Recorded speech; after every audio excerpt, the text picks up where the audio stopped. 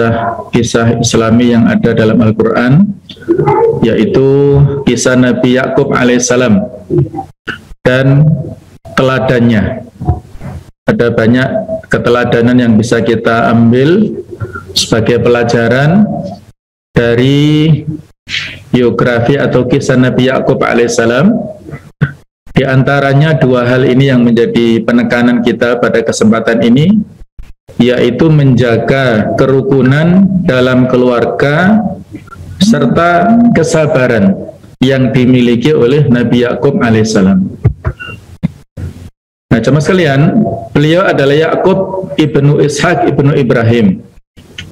Dinamakan Yakub karena ia lahir dalam keadaan memegang tumit saudaranya. Dari kata-kata akobun, ya, akobun itu tumit. Nah, jadi Yakub itu adalah kaitannya memegang tumit saudaranya. Beliau adalah memiliki saudara kembar, yaitu Is atau Isu, yang mana sebenarnya Nabi Yakub ini awalnya lebih dahulu, tapi saudaranya ini nggak mau kalah, ya. Jadi Is ini memiliki watak yang pesaing gitu ya, dan itu sampai besar seperti itu, sehingga Is ini harus lebih dulu ya keluarnya. Nah, itulah asal muasalnya. Kemudian beliau juga disebut Israel karena Nabi Yakub ini seringkali melakukan perjalanan di malam hari. Nanti bisa kita lihat bagaimana pada saat beliau melakukan perjalanan dari Palestina ke Irak dan balik lagi ke Palestina, itu sering dilakukan pada malam hari. Di samping sudah kita ketahui bersama, Israel itu adalah dari bahasa Ibrani, dari dua kata, yaitu Is dan Ro'il, ya. Is adalah abdu, Ro'il adalah Allah. Jadi Israel adalah artinya hamba Allah. Jamaah sekalian, Nabi Yakub alaihissalam ini termasuk yang disebutkan oleh Nabi Muhammad SAW dalam kisahnya pada saat Nabi SAW memberikan pujian kepada Nabi Yusuf alaihissalam. Jadi Nabi Yusuf itu adalah Al-Karim, Ibnul Karim, Ibnul Karim, Ibnul Karim. Maksudnya apa? Ya, Karim itu adalah mulia. Jadi ya, Nabi Yusuf adalah seorang yang mulia, putra dari seorang yang mulia, putra dari orang yang mulia, dan putra dari yang mulia. Jadi luar biasa ya, Nabi Yusuf ini ayahnya adalah seorang rasul, seorang nabi, kemudian kakeknya Ishak adalah seorang nabi, dan di atas kakek buyut ya. Nah, buyutnya Nabi Ibrahim adalah seorang nabi. Itulah pujian Nabi Muhammad kepada Nabi Yusuf alaihissalam. Dalam Al-Quran, nama Yakub ini disebutkan sebanyak 16 kali. Ada di surat Al-Baqarah di 4 ayat ini, kemudian di surat Ali Imran ayat 84, surat An-Nisa 163, kemudian surat Al-An'am ayat 84, surat Hud ayat 71, surat Yusuf ayat 6, 38 dan 68, surat Maryam ayat 6 dan 49, surat Al-Anbiya ayat 72, Al-Ankabut 27 dan Shad 45. Kalau kita total ini sejumlah 16. Nah, jemaah sekalian, Allah Subhanahu wa taala di ayat-ayat tersebut menceritakan kepada kita, menyebutkan 3 bagian dari kisahnya. Jadi ceritanya tidak utuh, tapi hanya disebutkan 3 episode dari kehidupan Nabi Yakub ini. Yang pertama adalah berita gembira tentang kelahiran Nabi Yakub disampaikan oleh para malaikat kepada kakeknya Ibrahim dan Sarah, yaitu neneknya. Ada di surat Hud ayat 71, wa mra'atuhu qa'imatun fadhahikat fabasyarnaha bi ishaqa wa min wara'i ishaqa Yaqub. Ini sudah kita sampaikan ya pada kisah Ishak pekan lalu, dan sebelumnya adalah pada kisah Ibrahim, yang artinya dan istrinya istri Nabi Ibrahim, yaitu Sarah ini, berdiri di balik tirai. Lalu dia tersenyum pada saat kedatangan malaikat. Maka kami sampaikan kepadanya berita gembira tentang kelahiran Ishak dari rahim si Sarah ini, dan dari Ishak akan lahir putranya yaitu Yakub.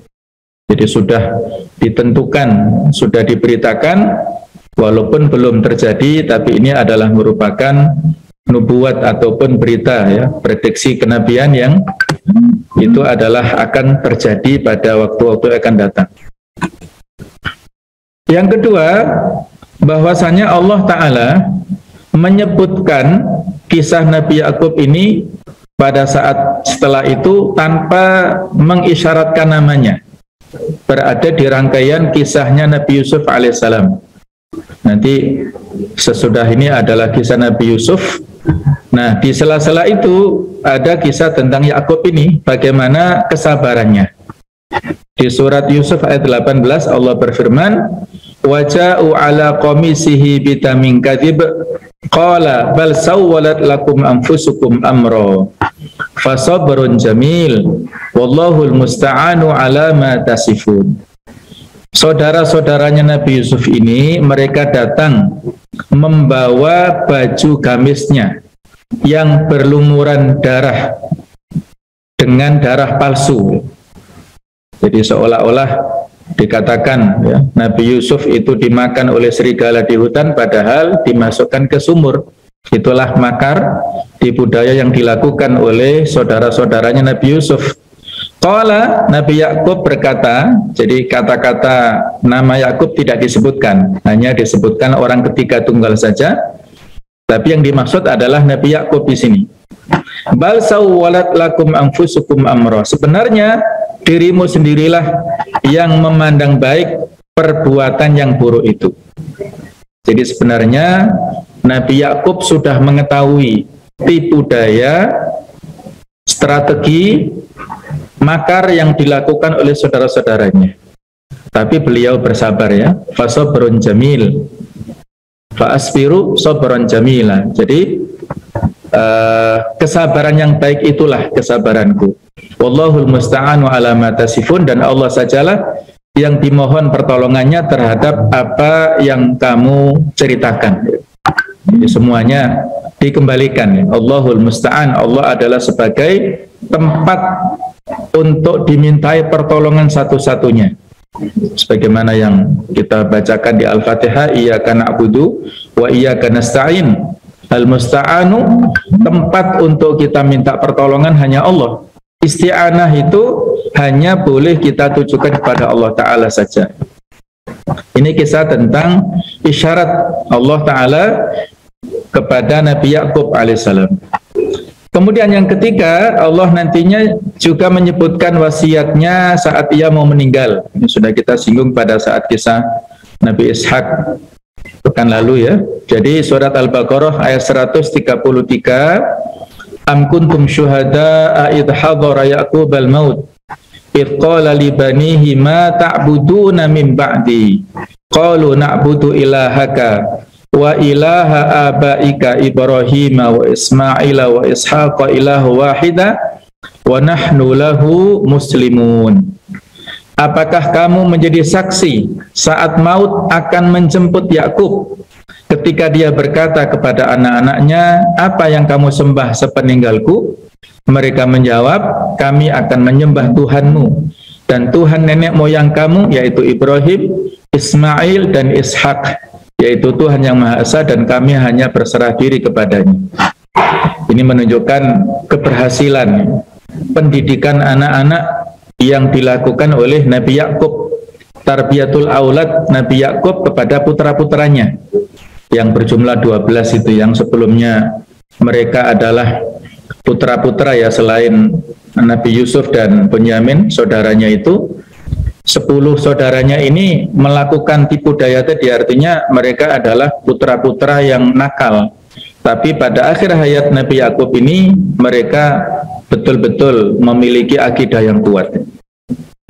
Bisa kita ambil pelajaran, ya, bahwa melalui wasiatnya tersebut kita dapat mengetahui bagaimana tingkat ketakwaannya Nabi Yakub ini. Kita mengetahui bahwa kematian adalah suatu bencana yang akan menghancurkan manusia, sehingga karenanya manusia menjadi lupa terhadap namanya dan ia hanya ingat terhadap penderitaan dan kesusahannya. Tetapi Nabi Yakub tidak lupa saat ia menjemput kematian untuk berdoa kepada Allah Subhanahu wa taala.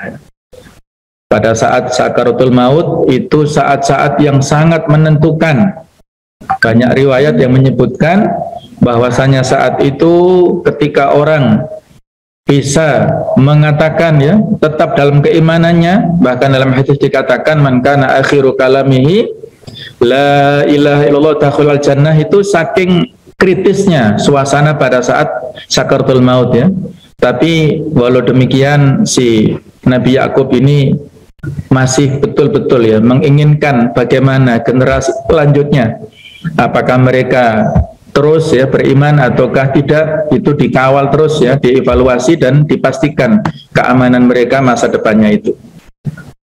Peristiwa ini terjadi antara Nabi Yakub dan anak-anaknya di saat menjelang kematian adalah peristiwa yang sangat besar. Kita di hadapan seseorang yang menghadapi sakaratul maut.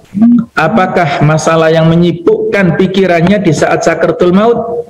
Apakah pikiran-pikiran yang selalu mengganggunya saat sakaratul maut? Apakah perkara penting yang harus disampaikannya sehingga hatinya menjadi tenang sebelum kematiannya? Apakah warisan yang ingin ditinggalkannya kepada anak-anaknya dan cucu-cucunya yang sudah kita singgung ya? Pertanyaannya, ma ta'buduna min ba'di, apa yang kalian sembah sesudahku? Bukan pertanyaan ma ta'kuluna min ba'di, apa yang kalian makan sesudahku. Soal rezeki sudah ada jaminannya setiap orang ya. Tapi kalau soal ibadah ini pilihan generasi pelanjutnya itu. Apakah sesuatu yang ingin disampaikannya sebelum kematiannya yang dapat menjamin keselamatan manusia? Anda akan menemukan jawaban dari semua pertanyaan itu saat beliau bertanya, apa yang kalian sembah sepeninggalku? Pertanyaan itulah yang sangat merisaukan beliau saat menghadapi sakaratul maut, yaitu masalah keimanan kepada Allah Ta'ala. Ia adalah masalah satu-satunya dan ia merupakan warisan yang hakiki. Anak-anak Israel atau yang kita kenal dengan Bani Israel menjawab bahwa kami menyembah Tuhanmu dan Tuhan ayah-ayahmu, Nabi Ibrahim, Nabi Ismail, dan Nabi Ishak, yaitu Tuhan yang Maha Esa, dan kami akan berserah diri kepadanya. Jadi sebenarnya jemaah sekalian, di dalam kalimat atau jawaban ini, mereka Bani Israel juga mengakomodir ya, mengakui tentang kerasulan Ismail ini. Tapi anak turunnya barangkali yang melakukan penyimpangan, sehingga tidak mengakomodir anak turunnya Nabi Ismail termasuk Nabi Muhammad itu, sehingga mereka hasad ya, memiliki sifat iri ya. Telah terdapat dalil yang kuat yang menunjukkan bahwa mereka diutus untuk menyebarkan Islam. Wala tamutunna illa wa antum muslimun. Jadi ada kata-kata Islam di situ. Jika mereka anak-anak Israel keluar dari Islam, maka mereka berarti keluar dari rahmat Allah. Dan jika mereka tetap mempertahankannya, maka mereka akan mendapatkan rahmat. Yakub akan meninggal dan ia bertanya kepada anak-anaknya tentang Islam, di mana ia merasa tenang atas akidah mereka. Jadi tidak ada alasan sebenarnya ya mereka untuk menolak Islam. Untuk memusuhi Islam itu tidak ada kalau dilihat dari kisahnya ini. Sebelum kematiannya, beliau mendapatkan ujian berat berkenaan dengan anaknya Yusuf. Yusuf adalah seorang nabi seperti Yakub, di mana Allah mengutusnya pada penduduk Mesir. Ini pada kisah berikutnya ya. Ketika dilahirkan oleh ibunya, yaitu Rifqah binti Azar, Nabi Yakub alaihissalam ini sebenarnya memiliki saudara kembar yang bernama Isu. Akan tetapi di antara mereka berdua justru tidak tercipta adanya kerukunan. Tidak ada nuansa kedamaian serta kasih sayang antara dua saudara kembar tersebut. Isu bahkan disebutkan mulai menaruh sifat dengki dan iri hati terhadap Yakub. Pasalnya, Yusuf merasa bahwa sang saudara kembar lebih disayangi ibunya daripada dirinya sendiri. Kebencian itu semakin memuncak kala ia mendapatkan kabar bahwa Yakub sudah diajukan Rifqah untuk didoakan dan diberkahi oleh Nabi Ishak selaku ayah. Jadi sebagaimana kita ceritakan ya, bahwa pada saat itu Nabi Yakub dan Nabi Ishak ya, yang sudah usia cukup tua, pandangannya sudah tidak normal lagi ya, sudah hampir-hampir buta, susah membedakan antara dua putranya ini. Satu saat dia ingin supaya disuguhkan makanan hasil buruan yang lezat kepada Nabi Ishak. Maka saat itulah seorang Isu adalah beliau seorang pemburu yang hebat, yang handal, keluar rumah. Nah, pada saat keluar rumah itulah ibunya atau Rifqah ini mengantarkan si Yakub ini dengan memakai bajunya saudaranya, kemudian memberikan makanan kepada ayahnya. Ayahnya mengira jadi si Is ini disukai atau dicintai oleh ayahnya, sementara Yakub ini dicintai oleh ibunya. Keakrabannya seperti itu. Jadi pada saat Yakub didampingi oleh ibunya untuk menghadap si ayahnya, disodorkan, dan saat itulah didoakan keberkahan untuk Yakub. Nah, sehingga pada saat ya sudah dimakan, sudah didoakan dengan keberkahan yang banyak, ketika Is baru datang dari berburu dan menyodorkan makanan, sudah lewat ya. Dan doanya sudah tidak bisa ditarik lagi untuk saudaranya Yakub. Nah, saat itulah timbul hasad dalam diri Is ini ya. Nah, akhirnya ya dia bahkan karena emosinya ingin membunuh saudaranya itu. Melihat situasi yang semakin memburuk, Yakub mencoba meminta saran kepada ayahanda mengenai solusi terbaik dalam bersikap terhadap isu ini. Usai mendengar keluh kesah salah satu putranya itu, Nabi Ishak memberikan saran agar Yakub pergi berhijrah ke Fadan Aram di Irak untuk menghindari dampak permusuhan dengan saudara kandungnya. Jadi supaya ngalah ya, supaya tidak terjadi pertumpahan darah karena Is ini sudah emosi. Maka dilakukanlah perjalanan ke Irak. Saat dalam perjalanan menuju rumah pamannya di Irak sana, Yakub tidur di suatu tempat dengan berbantalkan batu. Di sana dia bermimpi melihat sebuah tangga yang tersusun antara bumi dan langit, dan para malaikat naik turun tangga tersebut. Kemudian Allah berfirman bahwa Yakub akan memiliki keturunan yang sangat banyak, memberkahinya dan menyertainya selalu. Setelah bangun, Yakub menjadikan batu yang digunakan untuk alas kepala menjadi sebuah tugu dan menuangkan minyak di atasnya. Kemudian menamai tempat itu Betel, nantinya menjadi Baitul Lahim atau Bethlehem itu ya. Yakub juga bernazar apabila bisa kembali pulang ke rumah Ishak dengan selamat, dia akan mendirikan rumah ibadah untuk Allah di tempat Yakub mendirikan tugu. Juga akan memberikan 1/10 dari seluruh rezeki yang Allah karuniakan kepadanya. Inilah nazar ataupun azam ya dari seorang Yakub pada saat itu, dan insya Allah nantinya juga akan dipenuhi oleh beliau. Akhirnya, jemaah sekalian, pergilah Yakub ini ke negeri Irak, dan di sana ia menemui saudara ibunya yang bernama Laban. Kelak, dua anak Laban, yakni Leah dan Rahel, dijadikan istri oleh Nabi Yakub alaihissalam. Dari istrinya Rahel itulah kemudian lahir Nabi Yusuf. Jadi syariat pada saat dulu beda dengan sekarang ya. Kalau syariat Nabi Muhammad tidak boleh mempertemukan dua saudara ya, wa antajma'u bainal ukhtaini illa ma qad salaf ya.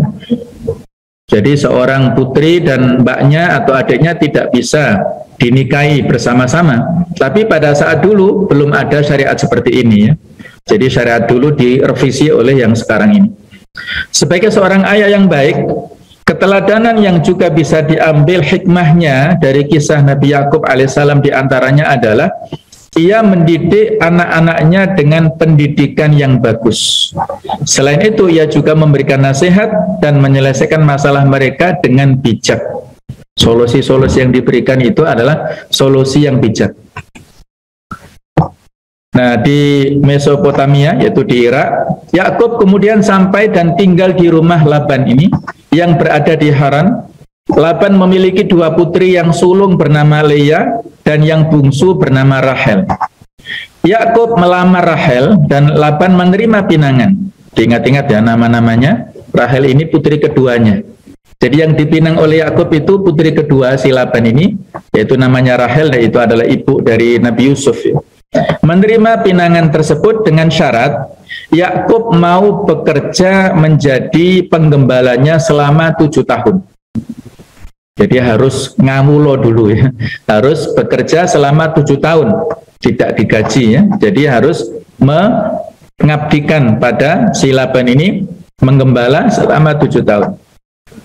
Nah, saat waktu 7 tahun telah usai, diadakanlah pesta pernikahan dan Laban menikahkan Leah dengan Yakub. Jadi yang dilamar tadi itu adalah Rahel.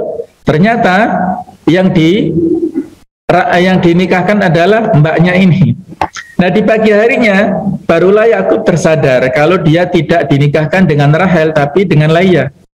Dan akhirnya Yakub meminta penjelasan pamannya tersebut ya, klarifikasi tabayun.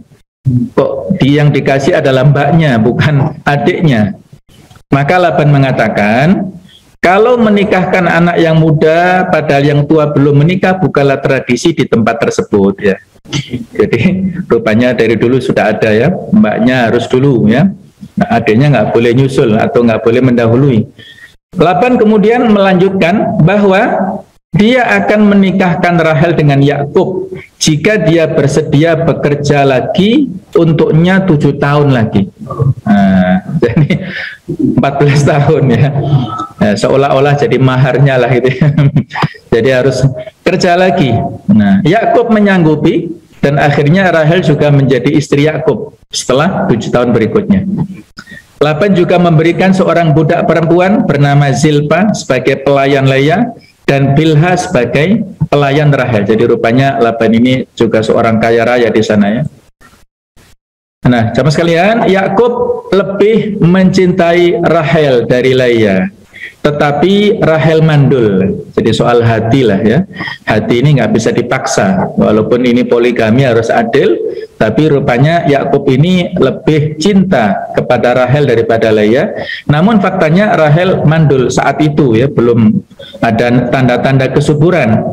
Di sisi lain, Leah ini melahirkan beberapa putra, yaitu Ruben, kemudian Simon, Lewi, dan Yehuda. Rahel merasa cemburu dengan kakaknya dan kemudian memberikan Bilha sebagai selir atau istri untuk Yakub.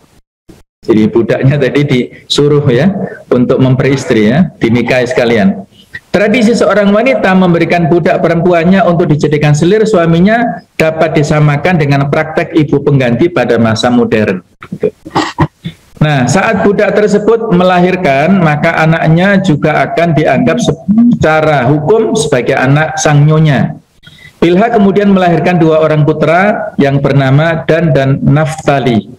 Leah kemudian menjadikan Zilpa sebagai selir atau istrinya Yakub. Jadi sekalian ya, 4 berarti totalnya ya. Zilpa kemudian melahirkan 2 orang putra, yaitu Gad dan Asher. Leah kemudian mengandung lagi dan melahirkan 2 putra, Isakhar dan Zebulon. Leah juga melahirkan seorang putra bernama Dina.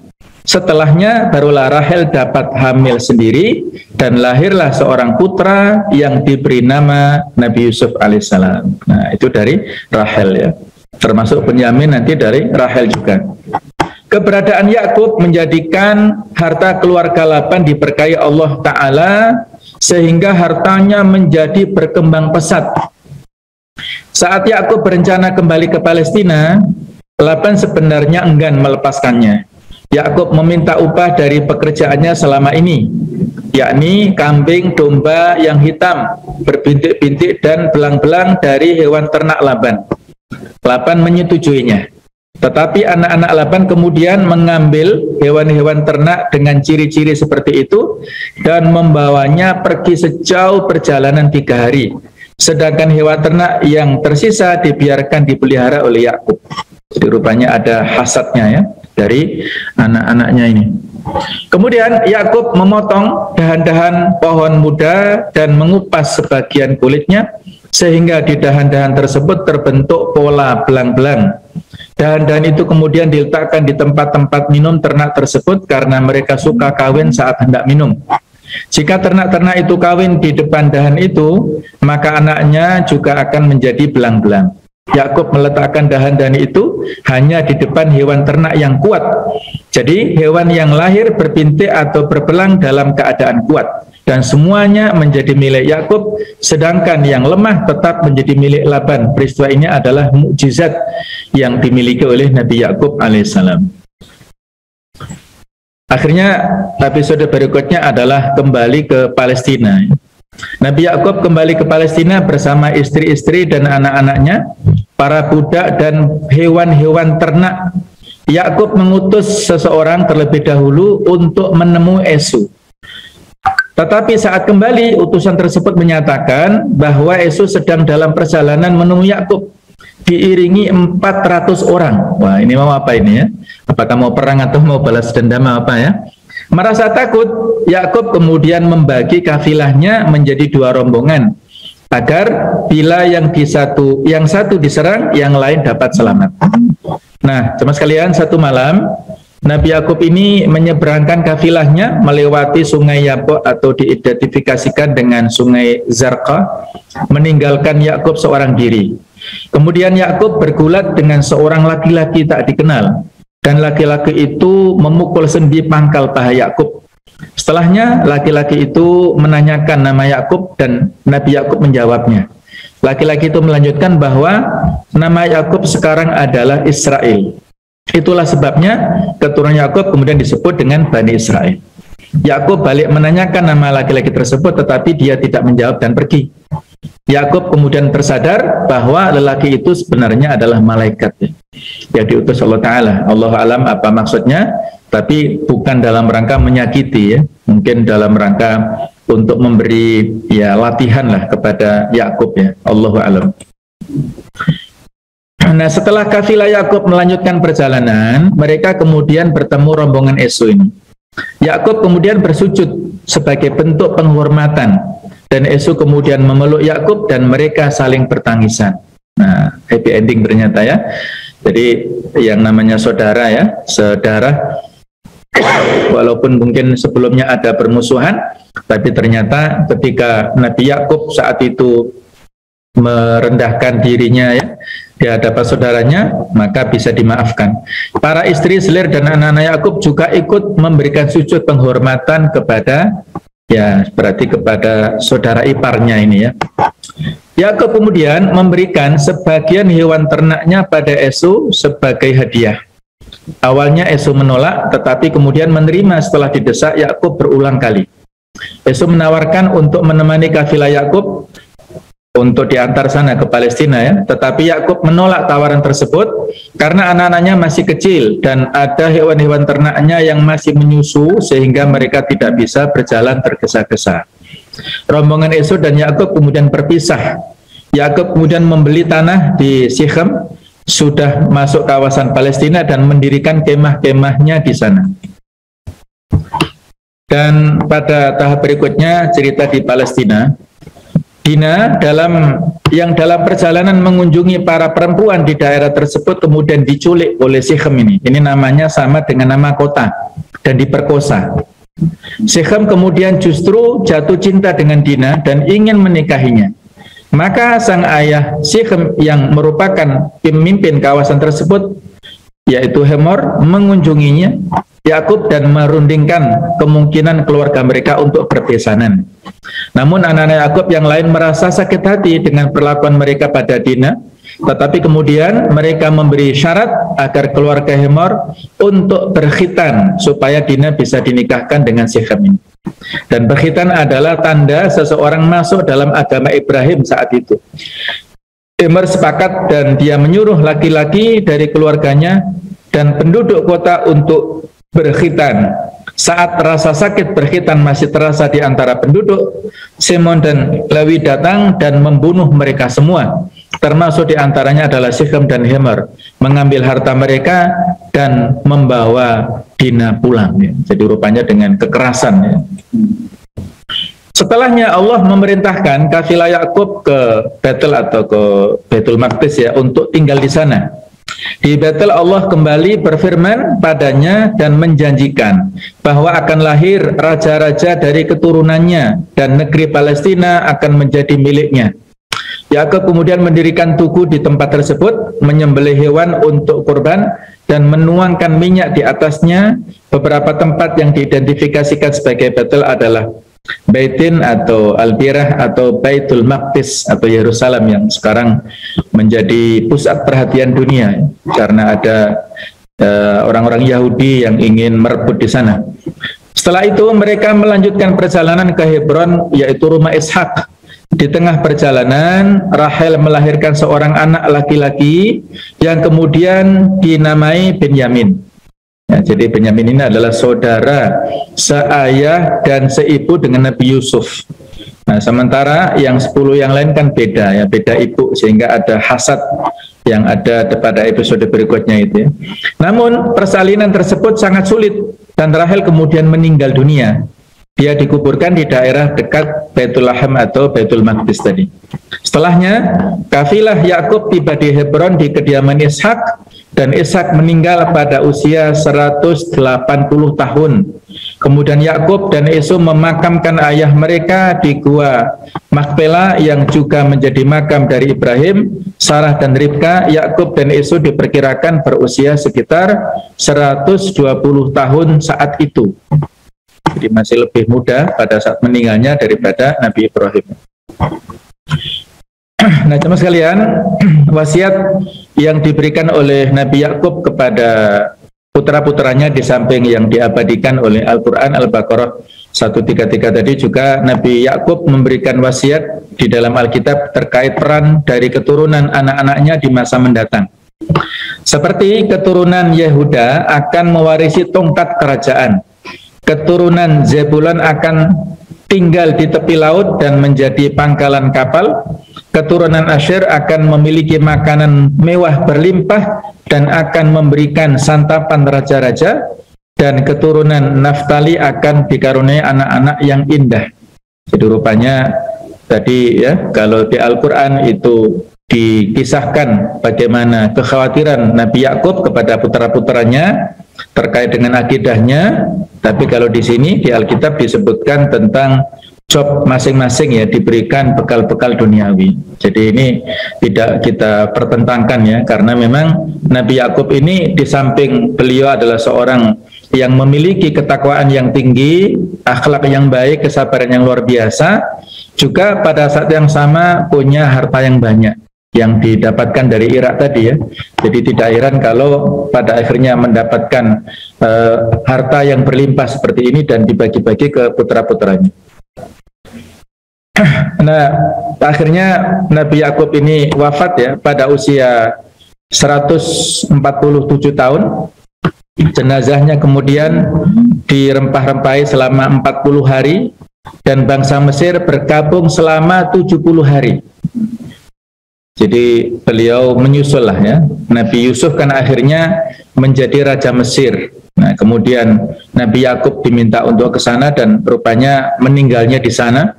Dan di masyarakat Mesir ya merasa kehilangan dengan sosok Yakub ini, jadi bergabung bahkan selama 70 hari. Setelahnya jenazahnya Yakub ini diantar ke Palestina dan diiringi oleh putra-putranya, para pegawai raja, dan para sesepuh istana. Penduduk Palestina yang melihat prosesi itu menyebutkan bahwa perkabungan orang Mesir amat riuh, jadi ramai sekali ya. Yakub kemudian dikebumikan di gua Makpela di Hebron, di tempat jenazah Sarah, Ibrahim dan Ishak serta Ribka, yaitu ibunya, dan Leah istrinya juga dikebumikan setelah menjadi wilayah kekhalifahan didirikanlah sebuah masjid di tempat itu yang bernama Masjid Ibrahimi. Inilah foto dari Masjid Ibrahimi yang ada di Palestina, di Hebron, yang menjadi situs ya, yang bersejarah bahwa disitulah dimakamkan nabi-nabi yang menjadi keturunan Nabi Ibrahim ya, dan juga keluarga besarnya. Jadi sekali lagi ini adalah kisah yang betul-betul walaupun singkat ya, tetapi memberikan banyak pelajaran kepada kita semuanya ya. Nabi Yakub alaihissalam bagaimana kebijakannya ya, dalam memberikan solusi atau menghindari konflik di keluarganya ya, konflik beliau sendiri dengan saudara kembarnya, kemudian bagaimana cara untuk menyelesaikan hasad kedengkian yang dimiliki oleh saudara-saudara Nabi Yusuf alaihissalam ya. Nanti lebih jelasnya bisa kita lihat pada saat kisah ya Nabi Yusuf alaihissalam nantinya.